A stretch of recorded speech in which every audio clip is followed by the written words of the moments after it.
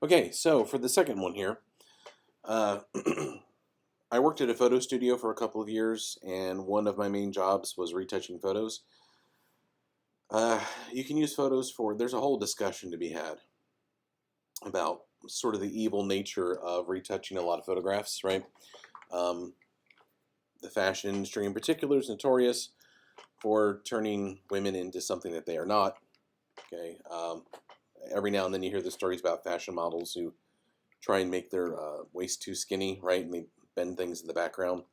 So I am going to show you some of these things, and knowing that you can use these powers for evil. Okay, so oh, and let me give you another story, which was fun. I had a my wife's cousin. He went skiing the day before he got his engagement picture. Took a ski to the eye, got a black eye, and he didn't want to pay for the retouching because he's like, "Well, I've got a copy of Photoshop at home. I can do it." So what he did is he copied his good eye and pasted it over the other one. Okay, but what he didn't realize when he did that um, is that essentially what he did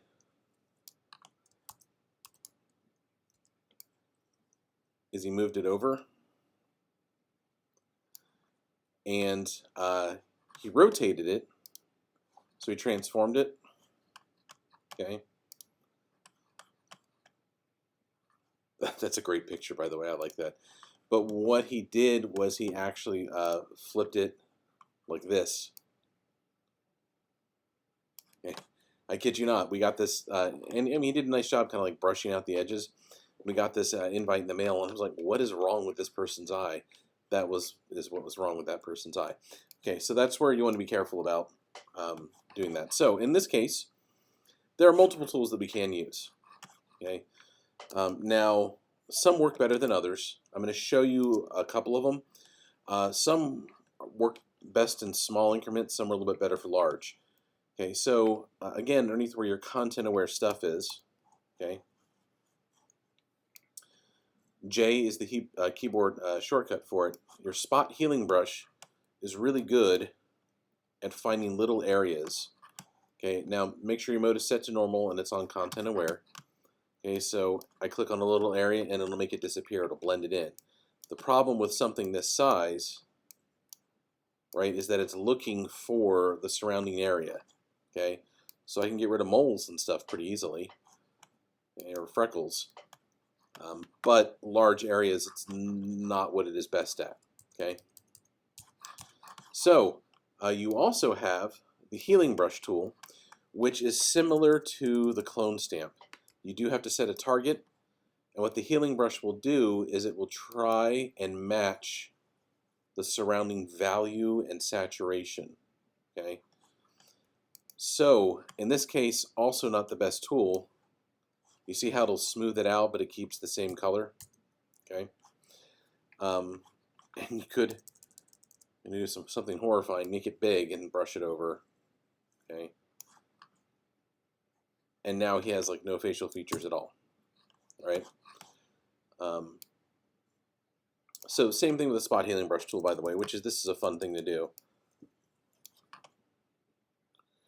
I don't know if anybody likes Silent Hill, right? But you can start to create some stuff that looks like it belongs there. Okay. The best way to fix this, even though Photoshop gives you all these fun little tools, for knocking out small stuff in particular, okay, is sort of an old-fashioned way, which is what I'm going to do is come in, grab my lasso tool. I'm going to copy a good chunk of the eye from here underneath, and I'm going to paste it onto a new layer, bring it over. I'm going to go to Edit. I'm going to transform, and I am going to flip it horizontal. Okay.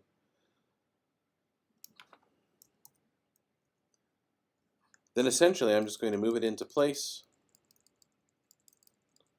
I don't have to have it perfect, okay? And then I'm going to apply a layer mask to this. Grab a brush, make sure it's got a nice soft edge, set my foreground color to black, okay? And I am just going to make a nice smooth transition, okay, into here.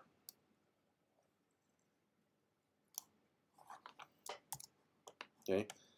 Now, I would fiddle around with this a little bit more, maybe rotate it a bit, just to make sure. The last thing I'm going to do with this side of the face is darker than this side, correct?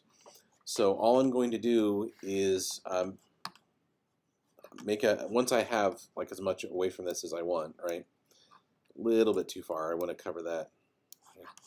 I am going to go ahead and make an adjustment layer, and I will do curves, because I think that is probably my easiest way to do this. I'm not worried about my saturation. And then I'm just going to pull up in the middle, okay? And then make sure I clip it to my layer underneath. So once I've done this, okay, again, I'll grab my brush, come back to my layer mask, okay? Make sure I get it nice and faded out where I don't need it. Right? And I would probably spend, if I was doing this professionally, I'd probably spend a couple more minutes. Again, sort of rotating things, making sure it looked really, really nice. But already, like, you know, unless you are seriously looking at this in high resolution, you're not, and if we print this off, no one will be able to tell. Okay. Now, that said, so that's what I want you to do. I want you to fix the black eye. And then what I'd like you to do is on this next one, which is Liquify, it's the file, okay? I want you to go ahead and play with Liquify, and you can feel free to use any of the tools that we've used so far. So, for example,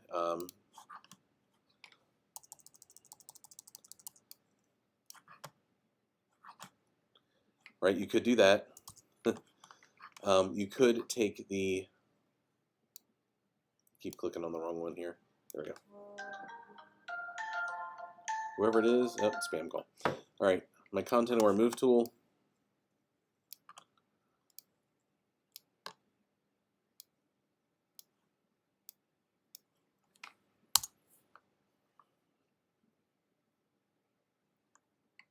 Okay, and you could make something like that. Here's what though, on this one, what I do want to see. I want you to try out the Liquify filter. This is like, I want you to have fun with this because Liquify filter can be used for a lot of fun. So I'm going to go to Filter, Liquify, and in the newer versions of Photoshop, this is what you have. Okay, Photoshop now has a face-aware Liquify tool.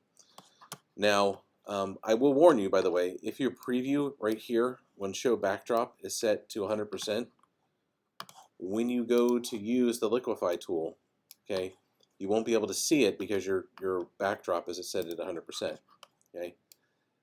If you drop the opacity here, what it will show is the difference between what you're doing, right, and what was there before. You see how if you pull it, when I'm using Liquify, I don't really need to see what I had before usually. Okay. We played with this just slightly in another tutorial, but just to point this out, okay. Essentially, the way Liquify works is it has a mesh, okay, and you are your pixels essentially are mapped to this mesh, and you are warping the mesh, which then pushes the pixels around. Okay, if you are going to seriously use Liquify, it is always, always, always a better idea to start out with a very large resolution image, and then for your final reduce it, because as you make things grow, they're going to become more pixelated. So if you can drop the resolution. So if I was going to do this like professionally, I'd want like a 600 dpi file that I then, or PPI, that I then drop to a 300 PPI.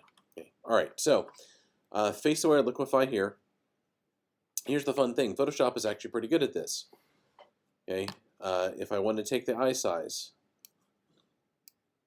okay, you will notice, and Photoshop does a pretty good job of this without making it too distorted.